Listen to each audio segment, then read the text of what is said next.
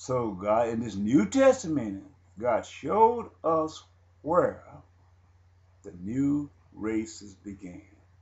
And Genesis chapter 10. The Gentiles, who was the mixed race, because they had a seed part of the fallen angels, which was the female, and a seed part of Cain, who was also the same female, married unto the new manner of unto the New Testament by Jephthah. They became the Gentiles, the people of the north, because of a dilution in the pigmentation, which was caused by the angels interbreeding with the daughters of men. You can see this in the genetic color code up in here. But some of these people take it on a genetic trace of their ancestors of the mother, which was Cain and the fallen angel. This would cause them, they was white people with a low pigment, because they couldn't migrate down here where earth was hot. They couldn't come down here where these peoples who was out of Shem and Ham had a high pigment count because both mother and father was of the black race. So they had to be the keepers of the earth, because these, by having a low pigment count through a genetic interbreed,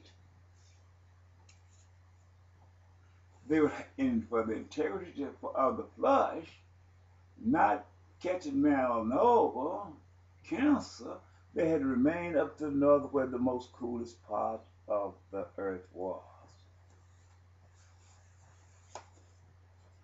Through the due process. After the flood of Noah, there have never been another breakage in the Bible prophecy since. So how can we take and we separate the part where Jesus is born from the part after the flood? Jesus had never died in his life.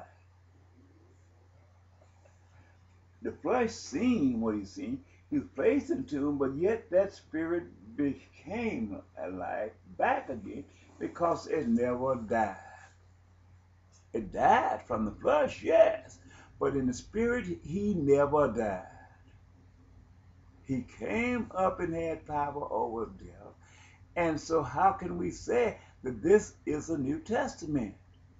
We can't say this because there never have been a breakage. The only breakage in this part came during the reign of the flood of Noah. Because the world was destroyed out of the flesh down to 9 or 8 people. Because you have to consider the fact Methuselah lived on of the flood. There is no definition when he died or how he died. Whether he drowned in the flood or what, he still lived all the way up to the flood. Or where he lived during the rain and was thrown over, we don't have that information. It's not part of our knowledge. It's given to us as knowledge because something had to hide that female because she knew she wasn't even a human being. She was not in the book of life, the wife of Jephthah. But yet she was put on the ship, but something had to hide her identity.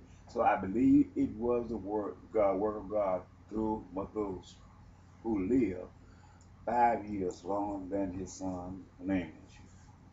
Well,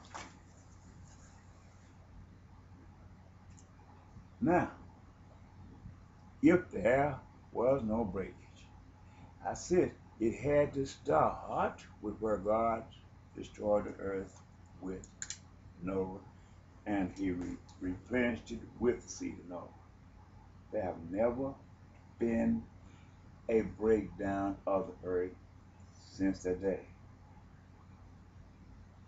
But it will this time because God is going to destroy it, cause that man, evil man, to destroy it with the flame and wars of his weapons of mass destruction created and made by iron. Other words, through the due process, there would be a yoke of iron placed around the necks of God's peoples, which came through the way of Alexander the Great. Now it's to change from that. Change your yoke of wood, meaning they'll fight with weapons made of wood. Bow and arrows is wood. But it was changed from that through due process of time and being weapons made of iron. The tanks, aircraft, space shuttle, weapons having nuclear energy entombed in them made of iron. All of these things are spoken of in Jeremiah, and they will come to pass in these days. The yoke of iron is right now being placed around the peoples of the whole entire earth, and are going to be destroyed with them. But at the end of the day, God will turn these evil people, to let the people see their evil, and turn them over to their adversary. So whatever they do to these people, God will allow these people to take and go against the United States of America. And this time they will want peace, and there will be no peace, because the people will know what the United States have imposed upon the people of the world when they are dominant. This is what it's going to be. Now, what we are talking about is there have never been a breakage point since the flood of Noah. So how can we say what is the Old Testament and what is the New Testament? We allow, by using false lies of falsehood and all lies of false propaganda, to let into this gospel false teachers, false prophets, and false swears to guide us and set us off course, making a difference between one part of the Bible and another part of the Bible, when it's all is connected as one. We said this is the New Testament, this is the Old Testament. The same as we do when we speak concerning black and white. What is black and what is white? We use it as a propaganda tool to change the truth.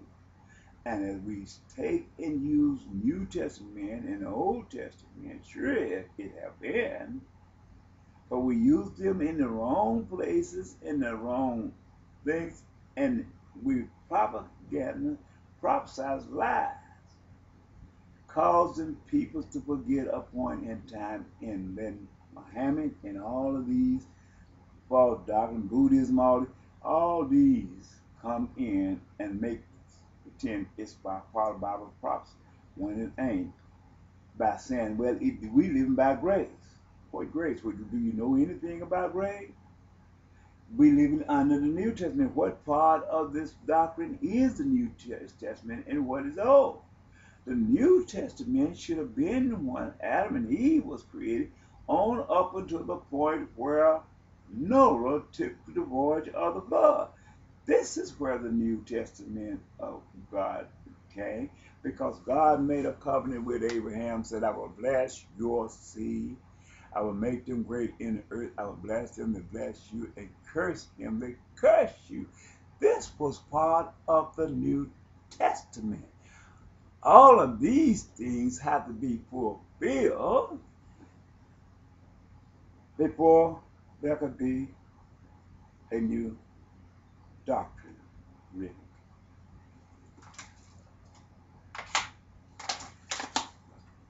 Which would come to us as a New Testament from God. Earth must be destroyed for a second time, a third time, a second time, to create that breakage point. And when it begins for the third time, when Jesus come and he said